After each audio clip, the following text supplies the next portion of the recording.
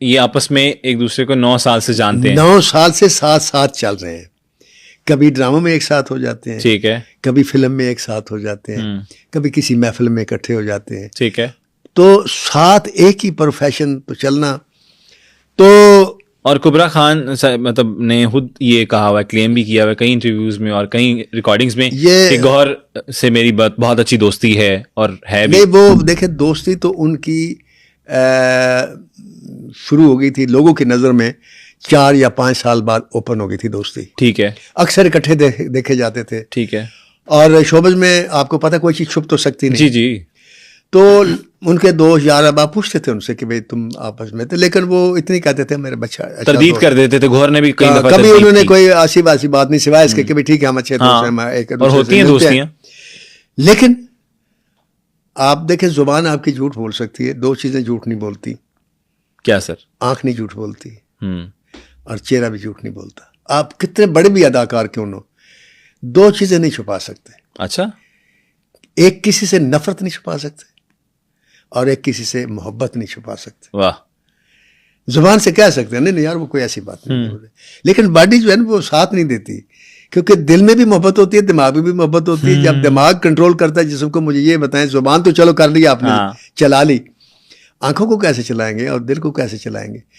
تو لوگ جو تھے وہ اس بات پہ قائل ہو گئے تھے کہ یہ دونوں جو ہے یہ ایک دوسرے سے محبت کرتے ہیں. صحیح. لیکن مانتے نہیں. اور شوبز میں یہ ایک رسم بھی ہے, ایک رسم کہہ لیں, فیشن کہہ لیں, یا ایک سٹائل کہہ لیں, کہ پیار کرنے والے اکثر ایک دوسرے کی تردید کرتے رہتے ہیں اور پھر ایک دن پتہ چلتا ہے نہیں یار یہ تو یہ تھا. ٹھیک ہے. اب پھر ایک مرحلہ آتا ہے کہ اس سے پہلے کہ کبرا خان جو ہے اس کے یہ ڈاکٹر کے پاس جاتی ہے. اس کی عادت تھی, یہ لندن رہنے والے لوگ ان کی یہ ایک بیسک عادت بن جاتی ہے, ہفتے بعد 2 ہفتے بعد وہ میڈیکل چیک اپ ضرور کرواتے ہیں. اچھا. ہم تو نہیں کرواتے, آپ کو پتہ ہے یہاں پاکستان میں تو ہم ڈاکٹر کے پاس اس وقت جاتے ہیں جب ہمارا مرض لا علاج ہو چکا ہے, تقریباً اینڈ پہ جاتے ہیں جب خراب ہو جاتا ہے سب کچھ. تو اس کو عادت تھی چیک اپ کرانے کی, تو اس نے جب چیک اپ کروایا تو اس کو پتہ چلا کہ اس کو کینسر ہے. ڈاکٹرز نے کہا کہ آپ کے اندر کینسر ہے, یہ جراثیم ہے. اچھا. اب صاحب ذرا کینسر ایک ایسی چیز ہے کہ انسان آدھا مر جاتا ہے. سن کے مر جاتا ہے, مطلب یہ بیماری اتنی بڑی ہے. اور اس کو یعنی کیونکہ کینسر کا جس سے تشخیص ہوتی ہے, تو میرا چونکہ ایک بھتیجا ہے وہ ڈاکٹر ہے, اور اس کی بیگم جو تھی میری وہ بھی میری سگی بھتیجی تھی, تو اس کی کینسر سے ڈیتھ ہوئی. اچھا. تو جب وہ تشخیص ہوئی تھی تو ڈاکٹر نے کہا تھا کہ یہ 33 منتھس زندہ رہے گی. اچھا. اب 33 منتھس جو اب یہ تشخیص کے بعد کوئی بھی کینسر کا جو مریض ہے نا, اس کی زیادہ سے زیادہ ایج جو 3 سال ہوتی ہے. ٹھیک ہے. اس کے بعد وہ مر جاتا ہے. تو 3 سال انہوں نے بتایا اور 33 منتھس کے اندر وہ اس کی ڈیتھ ہو گئی. میں یہ آپ کو تفصیل اس لیے بتایا کہ انسان کینسر کا سن کر آدھا مر جاتا ہے, لیکن کبرا خان یہ سن کر مری نہیں, اس نے اس پر دل پر لیا نہیں. تو اس نے کہا جی اگر ہے تو پھر اس کا علاج کریں. ہاں. اور اس نے علاج کروایا. اب اس میں ایک ول پاور جو ہے نا وہ بڑا کاؤنٹ کرتی ہے.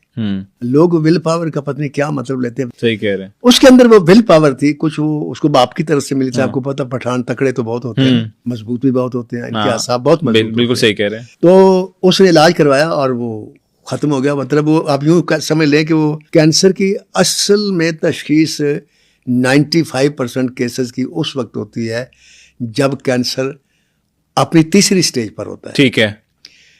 پہلی سٹیج پر بڑے خوش نصیب ہیں جن کا پتہ چلتا ہے. اچھا. ورنہ نہیں پتہ چلتا. ٹھیک ہے. اس کی پہلی سٹیج تھی. اچھا. بھی مطلب سٹارٹ ہی تھا, کوئی ایک دانا سا تھا کوئی, وہ سرکار وہ اس نے اس سے ریکور کر لیا. اچھا. اور وہ بالکل ٹھیک ہو گئی. واہ. اب جب بالکل ٹھیک ہو گئی تو اب دیکھیں یہ ایک نیچرل سی بات ہے کہ جس وقت انسان کسی خوفناک حادثے سے بچتا ہے تو اس کی لائف میں ایک چینج آتی ہے. یہ میری پرسنل ایک ریڈنگ ہے. ٹھیک ہے. کہ میں بما گاڑی کے رات کے ٹائم نالے میں گرتا ہوں. ہاں جی. وہ سر وہ والا سین تو ٹھیک ہے, مطلب دیکھ کے بندہ پریشان. جس نے وہ گاڑی دیکھی وہ کہتا ہے اس میں آدمی بچ ہی نہیں سکتا. ہاں مطلب جس طرح. اور جب وہ آدمی آئے اور اس میں آپ یہ دیکھیں کہ رات کا ٹائم اور کوئی دور دار کا آدمی بھی نہیں, اور میں سوچ رہا ہوں اس میں گاڑی میں دروازہ کھول رہا ہوں تو دروازہ لاک ہے, تو میں سوچ رہا ہوں کہ میرے مالک کیا میں پھر اب یہیں میں فنش ہو جاؤں گا. تو ابھی میری یہ سوچ تھی کہ آدھے منٹ بعد جناب دھڑ دھڑ قدموں کی آواز آتی ہے اوپر سے, بھائی زندہ ہو, اندر کوئی ہے؟ میں نے کہا ہاں میں ہوں. شیشہ توڑ کر مجھے نکالا. اس کے بعد میری سوچ میں ایک جو ہے نا تبدیلی آئی. وہ تبدیلی کیا تھی جو بہت کم لوگوں کے ذہن میں آتی ہے, اور حالانکہ اس کے موقع میں بڑے ملتے ہیں. ہم اپنے ہاتھوں سے جنازہ دفناتے. ہاں جی. ایک ینگ آدمی کا اچانک مر گیا. ہاں جی. دفنا کے پھر ہم اپنی باتوں میں لگ جاتے ہیں. ایسے ہی ہماری سوچ نہیں بدلتی. لیکن جب انسان کی اپنی لائف میں ایسی کوئی سچویشن آتی, جیسے کبرا خان کی آئی کہ کینسر ڈائگنوز ہوا جی, یا جیسے میرا ایکسیڈنٹ ہوا, تو ان کی سوچ میں تبدیلی آتی ہے. میری سوچ میں تبدیلی یہ آئی کہ ناصر ادیب اگر اللہ چاہتا تو جو حادثہ ہوا ہے, ہر کوئی کہتا ہے کہ اس میں کوئی بچ نہیں سکتا, تو اس کا مطلب ہے بچانے والا تو وہ ہے, اللہ کی ذات بیٹھی ہے. بالکل اس نے بچا لیا. دوسری بات جو ذہن میں آئی وہ یہ کہ ناصر ادیب زندگی کے دوسرے لمحے کا تو پتہ نہیں. تم تو گھر جا رہے تھے, راستے میں گر پڑے. ایسے ہی. تو اس قسم کے حادثے جو ہے کسی وقت پہ اثر لے, زندگی یہ سوچ کر گزارو کہ یار میں کسی لمحے بھی اس دنیا سے جا سکتا ہوں. بالکل ٹھیک کہہ رہے ہیں. تو کسی کے ساتھ زیادتی کرتے ہوئے یہ سوچو یار اس سے پتنی معافی مانگنے کا موقع پھر نہ ملے تو زیادتی مت کرو, اور زندگی کو انجوائے کرو. جو لائف تمہیں ملی ہے اس کو انجوائے کرو. ٹھیک ہے.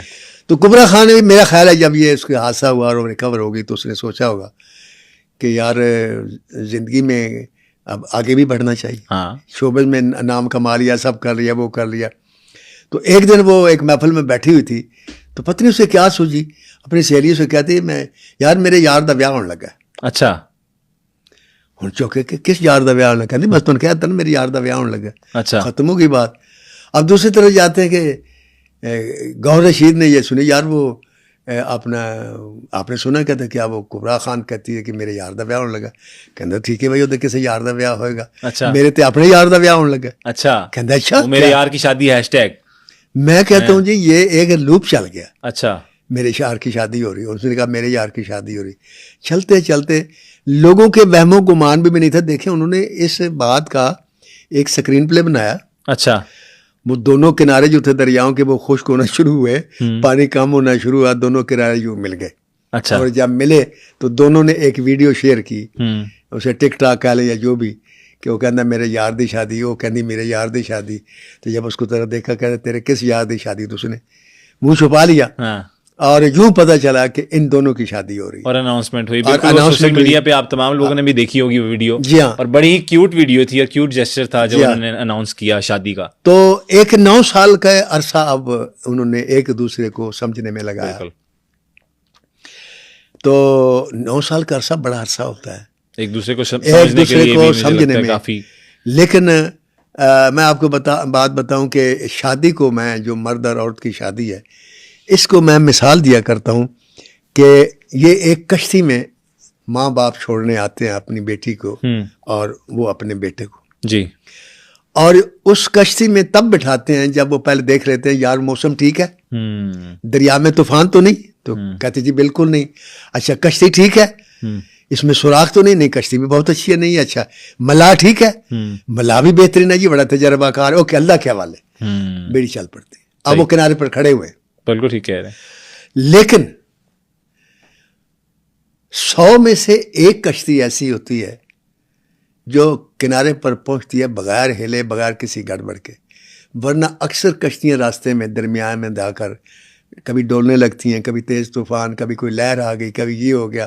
ادھر لڑکی کی ماں بھی پریشان, ادھر لڑکی کا باپ بھی پریشان, لڑکے کا والدین بھی پریشان, دعا یہ وہ. خیر ان لہروں میں جھولے چلتی کرتی کرتی آخر کار کنارے لگ جاتی. بالکل.